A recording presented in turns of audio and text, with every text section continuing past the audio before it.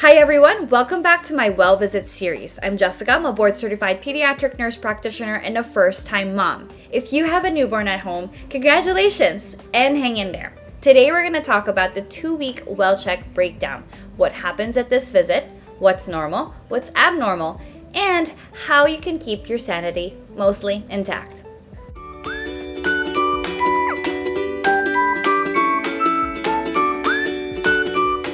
And if you haven't already done so, like I said, this is a Well Visit series, so if your baby is fresh out of the womb, click right here. So why does the 2-week well check matter? This 2-week visit might feel quick, but it's very important. We're basically just looking if your baby is transitioning well out of the womb and that you are doing okay. Think of it as a tune-up, just making sure that everything is running smoothly. We're looking at weight gain, feeding progress, pees, poops, jaundice check, developmental milestones, and physical and emotional well-being, not just for baby, but for you. So here's the breakdown. Typically, you're going to go in the clinic, check in your baby, bring your insurance card and your ID just in case they need it. Then your baby will be taken into their room or in another room where they get all the vital signs. This includes your temperature, heart rate, respiratory rate, and your oxygen saturation. After that, they're going to take your baby's weight, length, and head circumference. Then they will ask you baby's history. So here's what's normal. For feeding, your breastfed babies usually eat about 8 to 12 times per day, so about every 2 to 3 hours. Formula-fed babies, about the same, every 2 to 3 hours, and they feed about 2 to 3 ounces per feed. Biggest part here is that your baby is feeding every 2 to 3 hours, including overnight. By now, your baby should have 6 or more wet diapers per day, and with poop, expect them to have about 3 to 4 per day.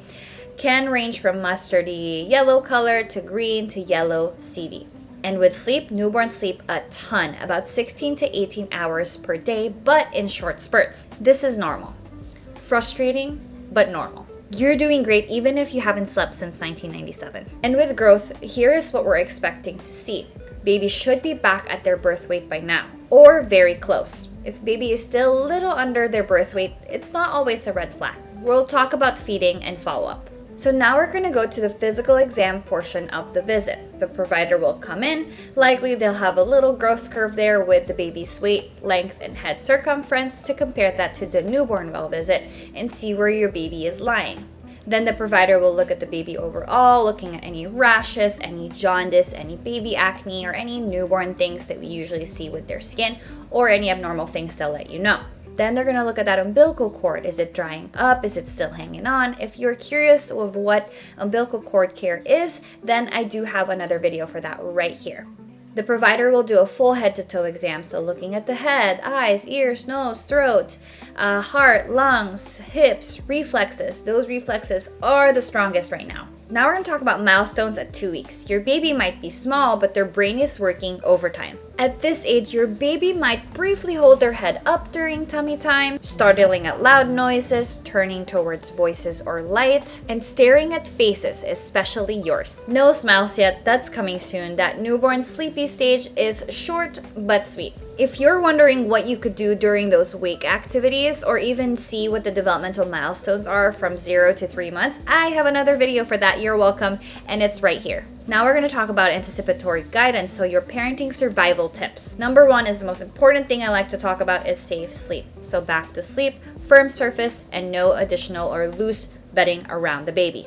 I have a whole different video for this from the American Academy Pediatric Recommendations if you click right here.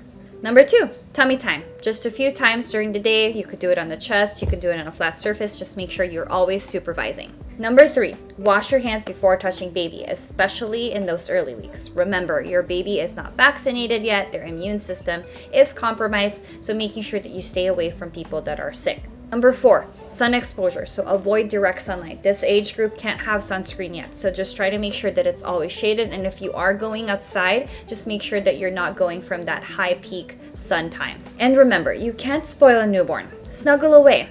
If you're wondering whether you're doing it right, you are. Trust your instincts, trust your gut, and if you have questions, ask your community and ask your pediatric primary care provider. Now here are the warning signs that should prompt you to call your healthcare provider. Number 1, and the most important thing that I tell parents, is a fever of more than 100.4 Fahrenheit.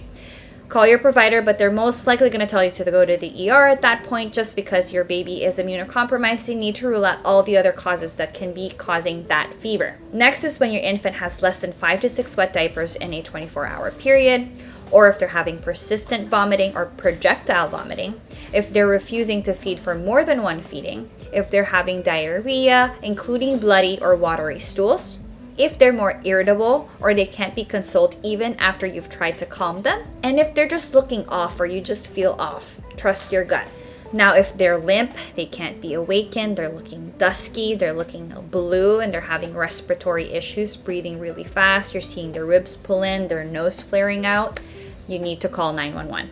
So when's the next visit? Your baby's next well check is when they turn 1 month, unless your provider feels like they need to be seen sooner for any feeding or growth concerns. You made it through your first 2 weeks. Go you! If you found this video helpful or gave you a little bit more confidence in what you can expect on that well visit, then I did my job. If this video helped, don't forget to like, subscribe, and comment down below if you have any other questions, or if you're just awake at night and you're bored and you just, have all these things in your mind. Go ahead and ask those questions and I'm happy to answer them for you. But as a disclaimer, for any medical advice for your specific needs, please consult your own healthcare provider. You are not alone and you are doing an amazing job. Thank you so much for watching. See you at the next well visit.